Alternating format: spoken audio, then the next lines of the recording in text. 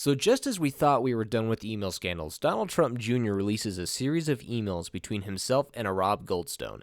These emails seem to confirm the theory that there has been collusion between the Russian government and the Donald Trump campaign. I'm going to give you the facts so you can make that decision for yourself.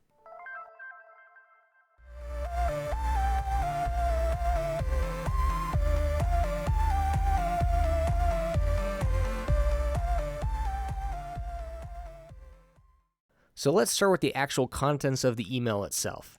On June 3rd, 2016 at 10:36 a.m., Rob Goldstone wrote, "Good morning. Emin just called and asked me to contact you with something very interesting. The Crown Prosecutor of Russia met with his father, Aras, this morning, and in their meeting offered to provide the Trump campaign with some official documents and information that would incriminate Hillary and her dealings with Russia, and would be very useful to your father. This is obviously very high level and sensitive information, but is part of Russia and its government support for Mr. Trump, helped along by Aras and Emin. What do you think is the best way to handle this information, and would you be able to speak to Emin about it directly?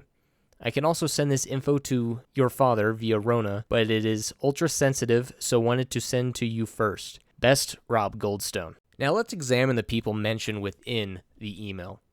Let's start off with Amin Agalarov, a Russian pop star who the Trumps met at a Miss Universe pageant in Moscow. He then goes on to mention the Crown Prosecutor of Russia. However, there is no Crown Prosecutor of Russia. There is a General Prosecutor who is General Yuri Chaika. This mistake is most likely due to the fact that Rob Goldstone is a British citizen. Now, the next name we see in the email is Aras, which refers to Aras Agalarov, a Russian oligarch and extremely wealthy businessman. Rob Goldstone goes on to state that he could send the information to Donald Trump via Rona. Now, Rona is a secretary at the Trump Organization, and she has been there for approximately 30 years. And according to CNBC, she serves as a sort of gateway to Donald Trump. The rest of the emails deal with the setting up of a meeting between Donald Trump Jr. and Natalia Veselnitskaya, a Russian lawyer with connections to the Kremlin.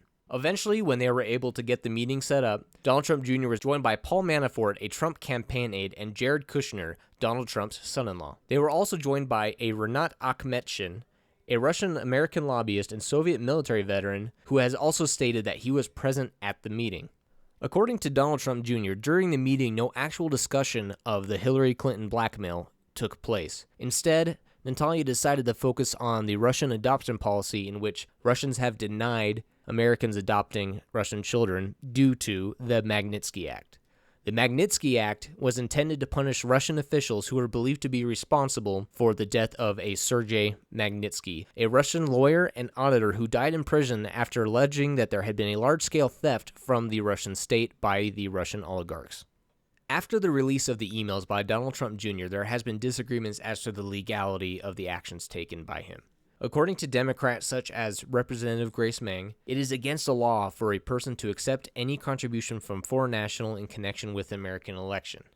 There are two passages within the law that seem to support her claim. The first, a foreign national shall not directly or indirectly make a contribution or a donation of money or other thing of value, or expressly or impliedly promise to make a contribution or a donation in connection with any federal, state, or local election.